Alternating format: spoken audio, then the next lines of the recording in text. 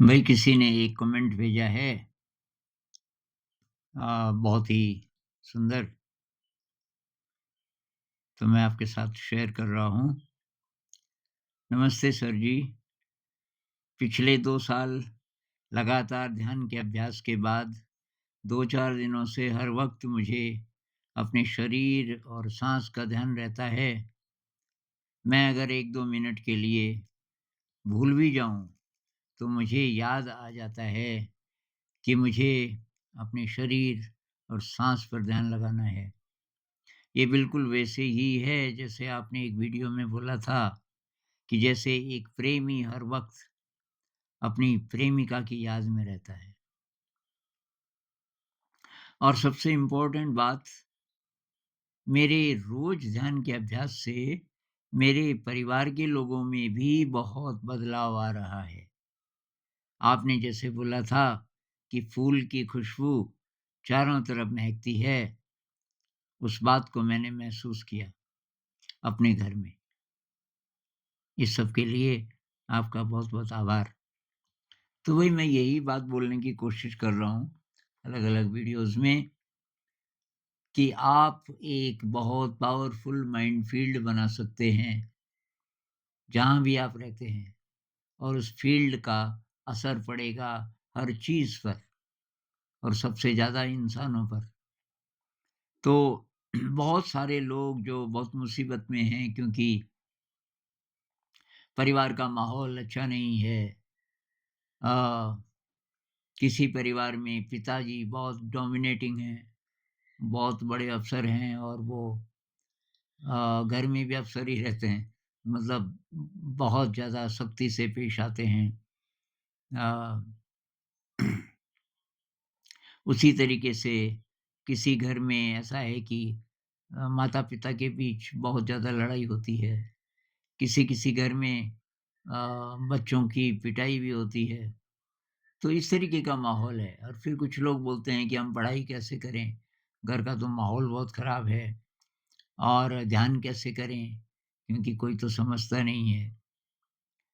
तो भई जैसी भी आपकी स्थिति है, आप अगर बहुत पावरफुल एक शक्ति बन जाओ उस जगह, ध्यान की मदद से, चुपचाप किसी को पता नहीं चलेगा कि आप कैसे इतने शक्तिशाली हो गए, बाहर से कुछ पता नहीं चलेगा, लेकिन उसका असर पड़ेगा और आप आसानी से फिर विचलित नहीं होंगे।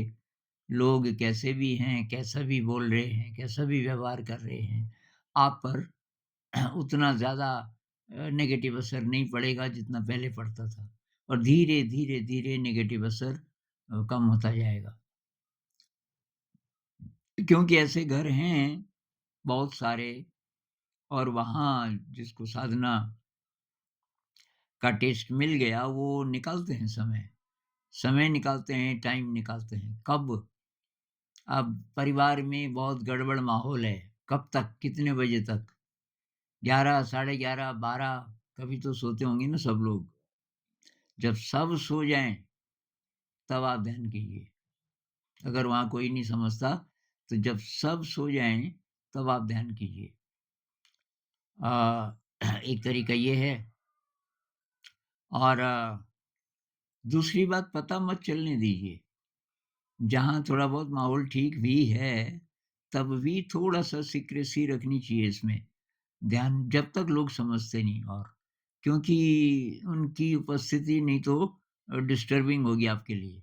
लेकिन आपको पता ही नहीं कि आप कब ध्यान कर रहे हो, तो या कर भी रहे हो कि नहीं, तो तब आप पर कम असर पड़ेगा और फिर धीरे, धीरे, धीरे आपकी शक्ति बढ़ती जाएगी और फिर आपका असर पड़ेगा और लोगों पर। तो ये वैसे ही है ना, ये जैसे कोई साधारण लोहे का टुकड़ा है। आपने किसी चुंबक से उसको घिसा, घिसा, घिसा, तो उसके अंदर एक प्रकार की सुव्यवस्था आ जाती है।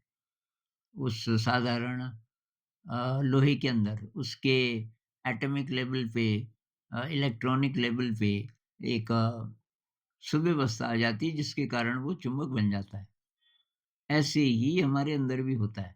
जब हम ध्यान करते हैं, तो ध्यान से एक प्रकार की सुव्यवस्था आने लगती है, हमारे ब्रेन में, हमारे नर्वस सिस्टम में और उसके कारण जो हमारी हायर एनर्जीज़ हैं, एनर्जी तो बहुत ज़्यादा है ना, इंसान के अंदर बहुत इन्फिनिट सोर्स है, एनर्जी का, इंटेलिजेंस का, लव का, कुछ भी कह लो आप, क्रिएटिविटी का, ये सारी की सारी चीज़ें मेरे ख़्याल से वहाँ जाके एक ही हो जाती हैं।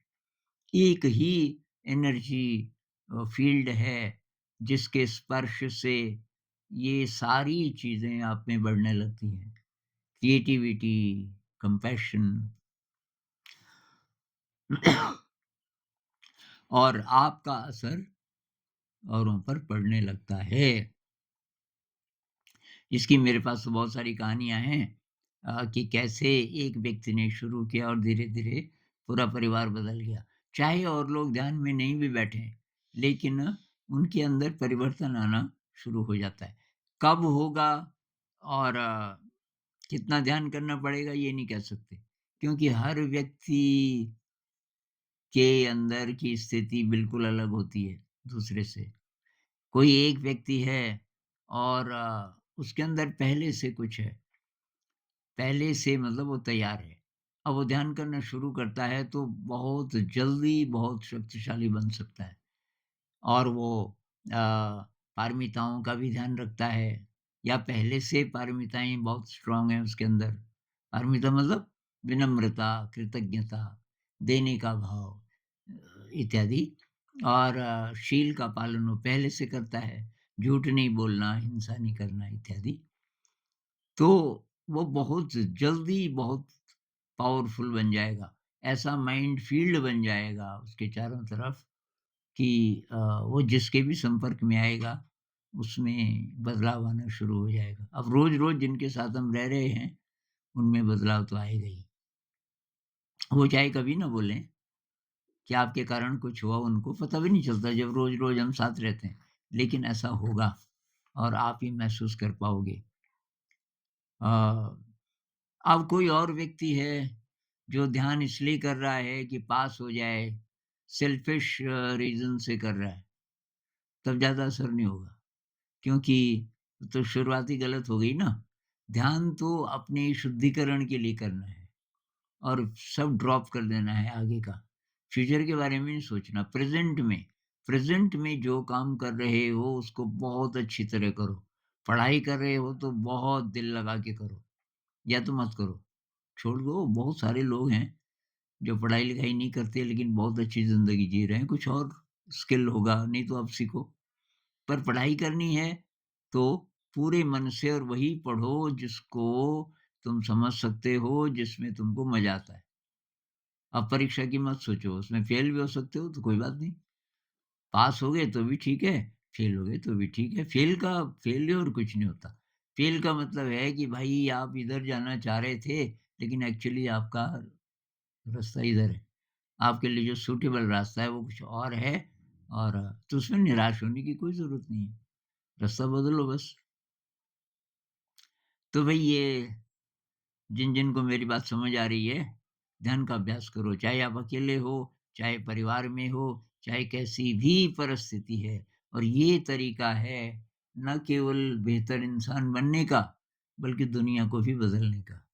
क्योंकि दुनिया बदलेगी जब आप बदलेंगे। आपके अंदर सुव्यवस्था आएगी, उसका असर होना शुरू होगा।